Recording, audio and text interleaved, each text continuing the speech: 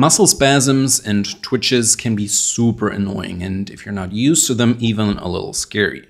But don't worry, in this video I'll break down some of the most common causes and talk about how to fix them so your muscles can finally relax again.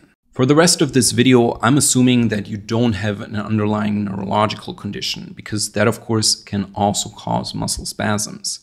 These are fairly rare though, and usually it will be one of the following things. The first possible cause is an imbalance in electrolytes, and this is also one of the most common causes. Electrolytes are minerals in your body that can carry an electrical charge. They are needed for your nerves to function and communicate with each other. The 7 most important electrolytes are sodium, potassium, calcium, magnesium, chloride, phosphate, and bicarbonate. But for the purpose of this video, the first 4 are most important, so sodium, potassium, calcium, and magnesium. That's because they play such a huge role in muscle movements and nerve communication. You want to look at them based on where they're found in the cell. 2 are found mostly outside the cell, sodium and calcium, and 2 more are found mainly inside the cell, potassium and magnesium. All 4 need to be in balance with each other for optimal muscle functioning.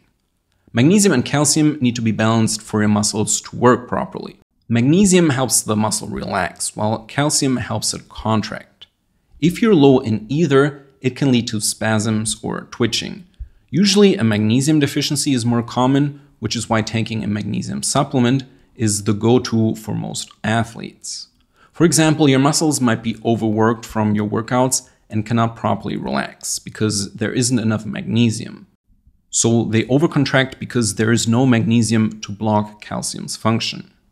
That said, you can also be low in both calcium and magnesium together. In such a case, taking magnesium often leads to side effects like heart palpitations. I talk about this in more detail in a different video.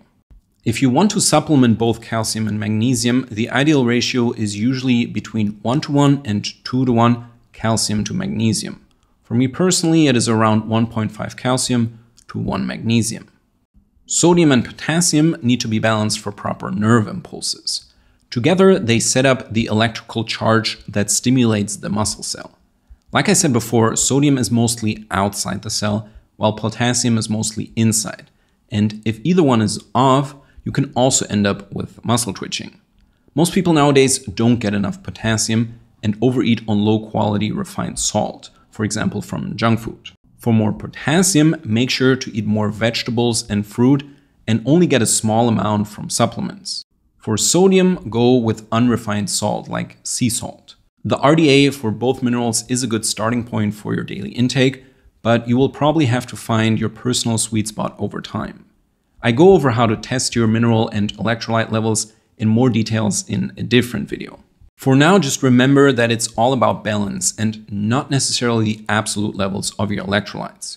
So if you've tried a magnesium supplement before and it didn't help, that doesn't necessarily mean it's not an electrolyte problem. The next possible cause I want to look at is toxic metals blocking your electrolytes. You know now that muscle function and muscle signaling is reliant on your electrolyte levels. Well, even if you have enough of them and they are well balanced, they can still be blocked by something else, and that's usually toxic metals. Especially biounavailable copper can build up in your muscles and block magnesium from getting into your muscle cell. Copper overload is very common nowadays, and when it deposits in your muscles, it can create a whole range of muscle issues.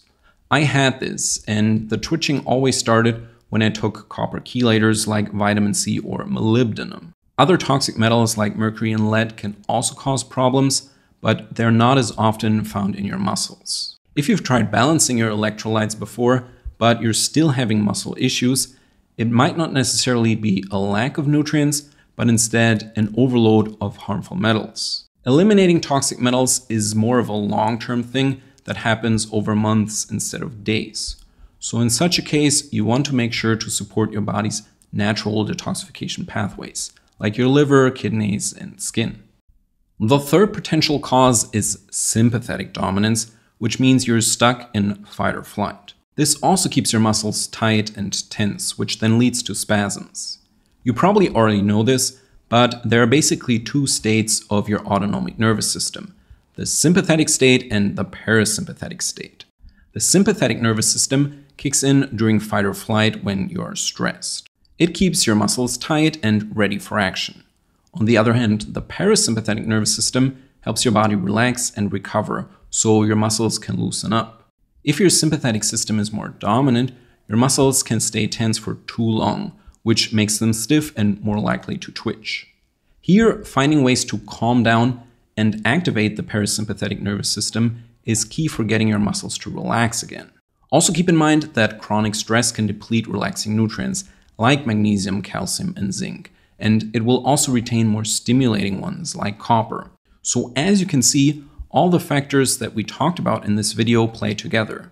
Your nervous system influences your electrolyte levels, and your electrolytes influence your nervous system. To break out of sympathetic dominance, you should focus on active relaxation techniques like deep breathing, meditation, or yoga. What you do doesn't really matter as long as you do it regularly and it helps you wind down and shut off the alarm part of your brain. What I'm trying to say is that it's important to not just think about the physical side of things, like your electrolytes, but also to work on calming your nervous system. You won't believe how much tension can be released during a good meditation session. I'm speaking from experience here. All the stress and triggers that you're exposed to every day need to have an outlet, and regular active relaxation is perfect for that. Okay, so to wrap up this video, here are the best strategies for dealing with muscle spasms and twitching again.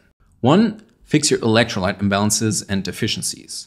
Sometimes it can be as easy as taking a magnesium supplement, especially for athletes who regularly contract their muscles. But sometimes you also need to look at the balance between magnesium, calcium, sodium, and potassium. Those 4 are the main players you need to check. 2, it can also be something else blocking the electrolytes, like a toxic metal. So if balancing your nutrients isn't fixing the spasms, or if they always happen when you're actively detoxing something, then that's probably what's going on. And 3, make sure to address sympathetic dominance. We're all overstimulated nowadays, and in some people the nervous system reacts by releasing the stimuli through your muscles, which then leads them to twitch.